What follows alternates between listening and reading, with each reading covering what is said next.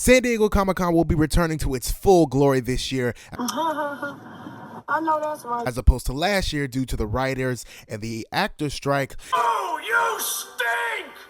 And I am so excited. And as a 3-year Comic-Con veteran, I wish someone had told me exactly what I needed to know to have the best Comic-Con experience. From getting into Hall H to finding the best food in San Diego and all the essentials you'll need to bring for this convention, I'm here to give you my top 5 tips on how to have a successful Comic-Con experience. But before we get into this video, make sure you like, comment, and smash that subscribe button, as it helps my channel grow because I am a smaller channel. So without further ado, let's get into the video right now.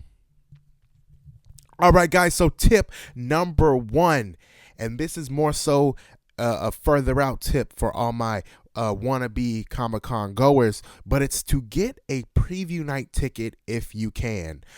For all the people who have never been to San Diego Comic-Con or don't know anything about it, preview night is basically that Wednesday night. I believe the convention center opens up at around 7 o'clock, and you can go in and you can buy merch. You can check out all the booths and activations and kind of plot out your course of attack for the next 4 days. And I will never go to Comic-Con without preview night because it is just that crucial for me. And what I love about it is that typically a preview night tickets are more limited, and so there's less people there, less competition for certain things, different booths and studio booths like FX and Animation Domination. Last year they gave out these poster tubes that and I'll put a picture up of the poster tubes, but they handed out these poster tubes only on preview night, and so they didn't offer them on Thursday, Friday, Saturday, or Sunday. And so you get in preview night and you get your exclusive, whether it's like a bag or badge or button or anything, pin, anything, and people will always ask you, hey, where'd you get that poster tube, where'd you get that thing, where'd you get this thing? And I was like, oh, I got it on preview night. I don't know if they're handing them out anymore. And so definitely you get access to exclusives. This is a day or a night or time I would recommend you do the bulk of your shopping, just for the simple fact that you'll be wanting to do a lot of the experiences and activations, and those take time to do. You'll be standing in a lot of lines and things of that nature. So you don't want to be looking around for something, that you were looking to find at the convention on Thursday, Friday, Saturday, Sunday, whenever you've got tickets, especially if you only have tickets for, a couple of days. You definitely want to get your shopping out of the way so you can allow more time for those experiences and those good times. Also, preview night is great just so you can just walk around and fully take in all of what, the convention center has before the rush and just flow of people, because it takes 20 years and 20 nights to get somewhere when the convention is in full swing on Thursday, Friday, especially Friday and Saturday, because those are the most popular days.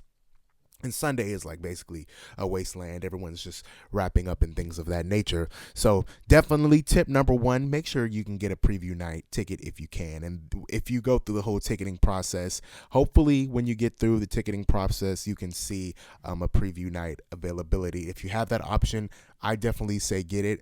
I say if you're looking for select days that are the best days to go, I say preview night, I say Friday and Saturday. Those 3 days, and then you don't have to go on Thursday. That's the first day of the convention. People just like to go because it's the first day, kick the things off right, get it moving in a good direction.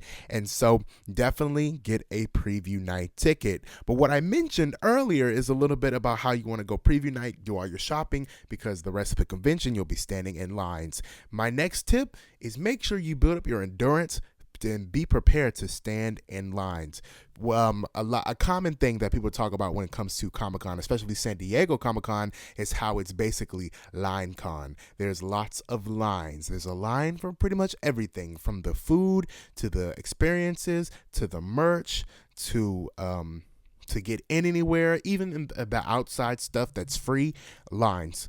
So be prepared to stand in a line and kind of prioritize what you want to do the most, because hopefully you'll have time to do everything, but it's very rare that you get time to do everything that you wanted to do. I know last year, me and my buddies wanted to do the giant animation FX activation they had right outside and behind the convention center, but the line consistently for that activation was packed. Now the FX activation, which is right beside it, had a little less lines, but I think this year, because of Hall H is back, and so there'll be less people in those outside things because people wanted to get into Hall H, just like myself.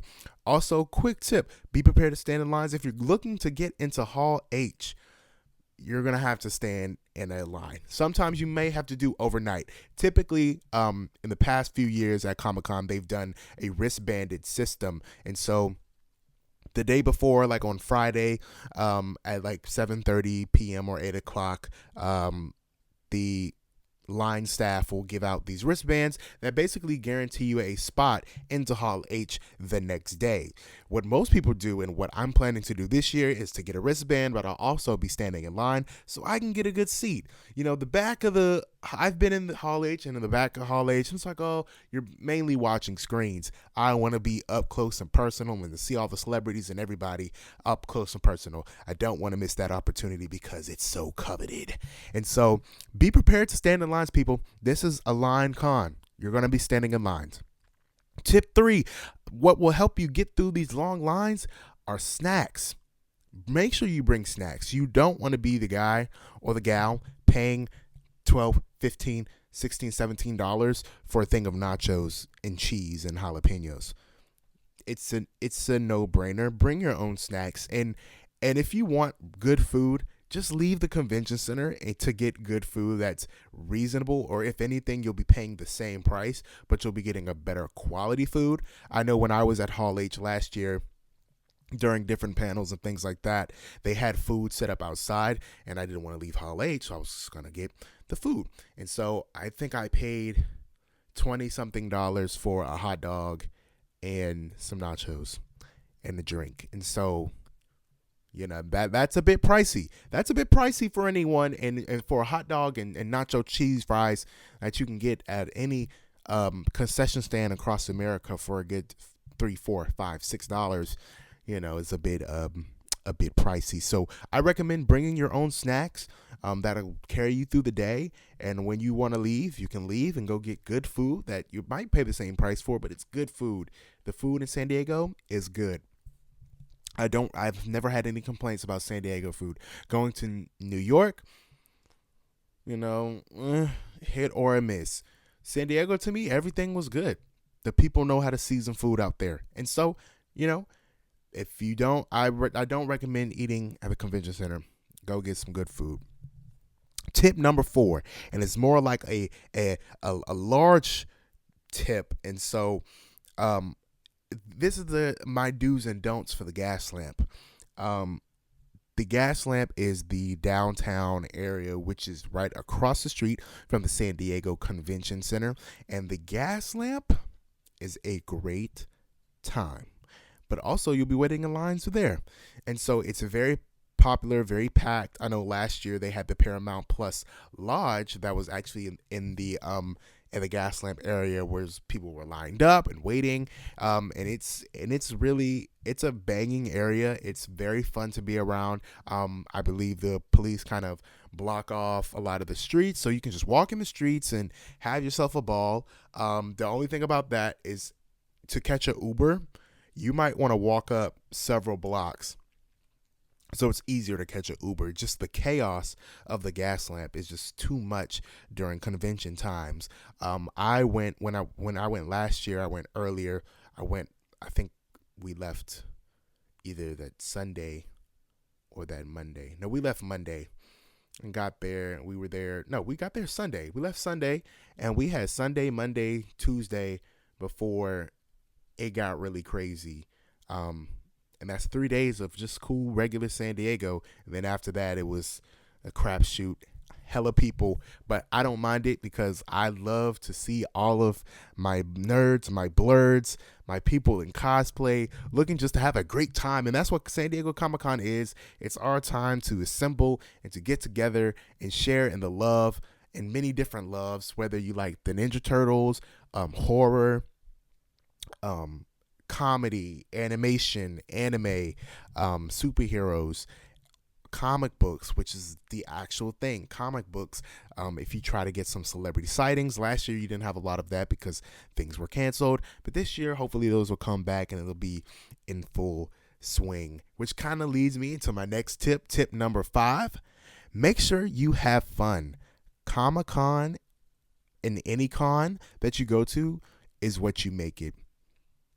Make sure you're there with people you love and that you love to be there with, because you don't want to be miserable at Comic-Con. You don't want to just feel like you have nothing to live for while you're there, because the convention and everything, all the chaos is very amazing. But if you're doing it by yourself, it could be somewhat isolating.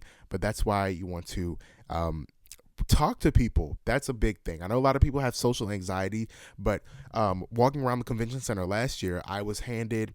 He was like, "What's up, man?" I said, "How you doing?" He handed me a card had like this QR code, and you scan it. It had all the events that they were throwing off site that you could go to and have a ball.